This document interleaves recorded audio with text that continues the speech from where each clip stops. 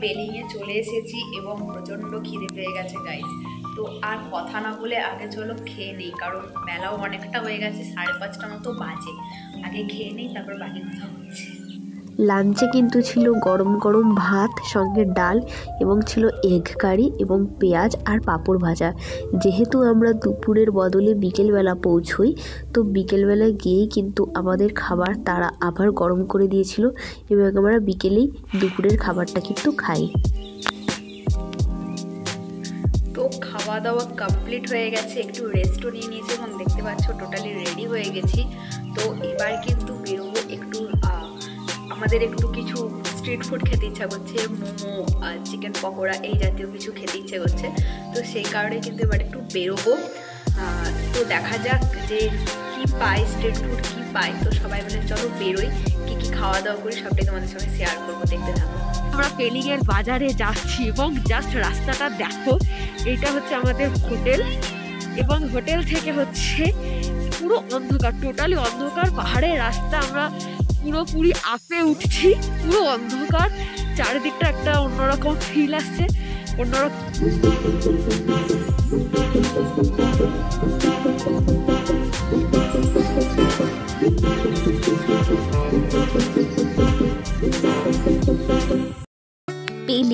পেলিং শহরটা যেহেতু একটু অনুন্নত, সুতরাং সেখানে কিন্তু খাবার দাবার খুব যে অ্যাভেলেবেল পাওয়া যায়, লাইক যেটা গ্যাংটকের এক্সিমার বলো বা দার্জিলিংয়ের ম্যাল বলো, তো সেই ধরনের কিন্তু খাবার দাবার, রেস্টুরেন্ট, স্ট্রিট ফুড একদমই অ্যাভেলেবেল নয়। স্ট্রিট ফুড তো আমরা একদমই দেখতে পেলাম না। কয়েকটা রেস্টুরেন্ট রয়েছে যেখানে খাবার দাবারের প্রাইস প্রচণ্ড বেশি এবং যেরকম চিপস, কুরকুরে বা ফল এসব জিনিস পাওয়া যাচ্ছে। এবং আমরা রেস্টুরেন্টেও ঢুকেছিলাম যে মোমো বা ম্যাগি এগুলো কীরকম দাম। যেহেতু রেস্টুরেন্ট, সুতরাং খাবারের দামটা কিন্তু অনেকটাই বেশি এবং এখানে কিন্তু তোমরা স্ট্রিট ফুড একদমই পাবে না। এখানে খাবার দাবারের অ্যাভেলেবেল ব্যাপারটা খুবই কম আর কি, খুব কম অ্যাভেলেবেল হয় এখানে। যেহেতু কোনো স্ট্রিট ফুড পাইনি, সুতরাং আমরা আবার কিন্তু হোটেলের দিকে রওনা দিই এবং রাস্তাটা দেখো, চারিদিকে অন্ধকার, একটা অন্যরকম ফিল আসছিল এবং যে হোটেলের আলোগুলো দেখা যাচ্ছে, মনে হচ্ছে যেন আমরা আকাশে রয়েছি এবং চারিদিকে না তারা রয়েছে, এরকম একটা ব্যাপার লাগছিল। এতটাই বিউটি, এতটাই সৌন্দর্য। হ্যালো বন্ধুরা, তো আমরা এখন একটা কাপল ডান্স করে দেখাবো। সবাই এখানে রেডি, আর যে যার কোনো লাইফ পার্টনার নেই সে ক্যামেরাম্যান জলদি সে ফোকাস করে। চলো স্টার্ট করা যাক।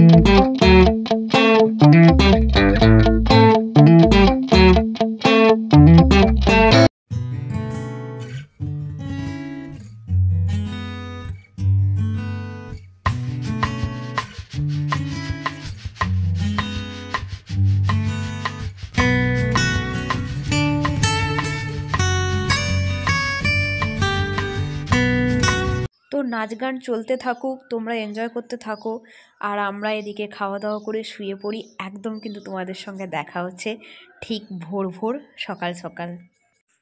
সো গুড মর্নিং গাইস, এখন কিন্তু সকাল 6:10-15 বাজে এবং আমরা ঘুমাচ্ছিলাম। কালকে বহুত রাত অবধি জেগেছিলাম, আমাদের এনজয়মেন্টগুলো সবটাই তোমরা নিশ্চয়ই দেখে নিয়েছো অলরেডি।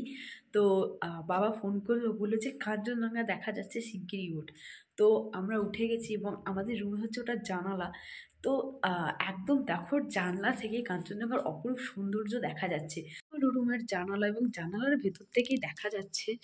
তো চলো, ও মাই গড, জাস্ট দেখো সূর্যটা উঠছে এবং ওই পোর্শনটা কিন্তু অলরেডি লাল হয়ে গেছে এবং এই পোর্শনটা কিন্তু একদম হচ্ছে হোয়াইট হয়ে আছে। দেখো কি সুন্দর লাগছে।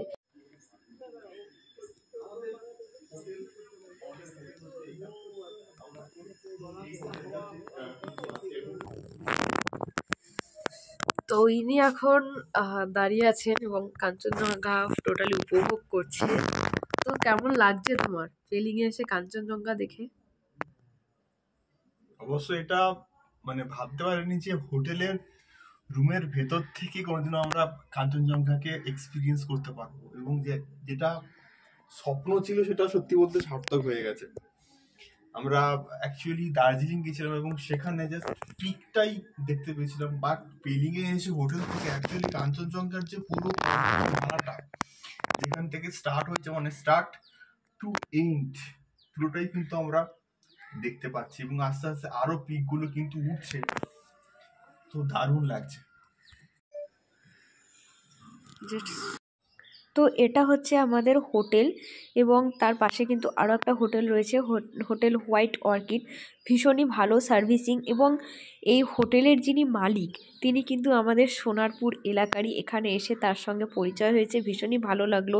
এবং এই প্রাইজের মধ্যে এই রকম সার্ভিসিং ভীষণই ভালো, ভীষণই ভালো। এবং হোটেলের চারপাশটা দেখো, লোকালিটিটাও ভীষণই কিন্তু সুন্দর। তো এই হচ্ছে আমাদের গোটা হোটেলের ওপরটা, মানে আমরা যে দোতলায় আছি সেই ওপরটা, এবং এইটা চলে যাচ্ছে নিচে যাওয়ার, ওপরে যাওয়ার সিঁড়ি, আর এটা চলে যাচ্ছে নিচে যাওয়ার সিঁড়ি। তো চলো আমাদের রুমের দিকে যাওয়া যাক।